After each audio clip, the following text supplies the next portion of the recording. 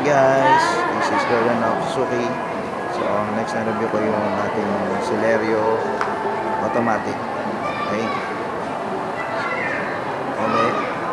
Ang itsura niya. Okay. Dali. Meron na pala siya padlock. Ito yung high end natin. Okay, half cup. Half cup na siya, hindi siya naka-ring.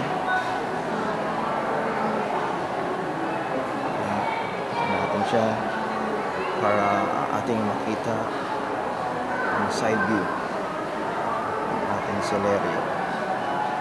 Okay. Ito natin sa likod. Hatchback. Okay. Maliit siyang cute. Maliit na cute pa. Dito sa loob. Then power window yung magkabila. Okay, yung harapan, pero yung sa likod niya, yan, manual lang. Yan to, labas na para makita nyo. Okay. Yan, manual, pero power window. Hindi pala power window, ano siya, manual. Ito yung likod niya, legroom. Okay, pasok tayo. Okay, may tachometer.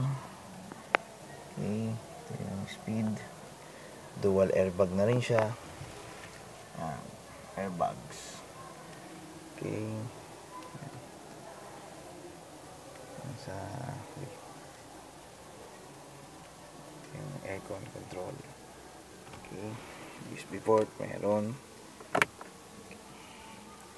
Lighter. Automatic transmission. Okay. Ilaw.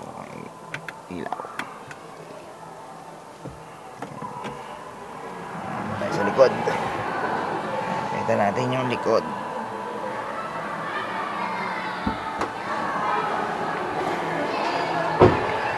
Yung likod niya. So ito guys, natatanggal to. So, dito yung kanyang spare tire. Spare tire niya. Okay.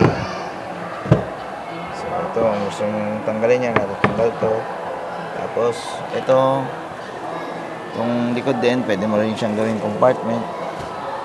Gusto mo siyang gawing compartment, lagyan pa. Example, marami kang dala. Buwan kong tanggalin to. Okay. Yan. Siya. Yan. Walang likod niya. Okay. So, yan po yung tapos ang ating Suzuki Celerio automatic review. Okay. So, sa mga interesadong bumili ng Celerio, kontakin nyo lang ako, or may mga tanong kayo, kontakin nyo lang ako dun sa number na sa screen, and read nyo rin po yung description about sa Suzuki sa baba nito. Okay? So, thank you.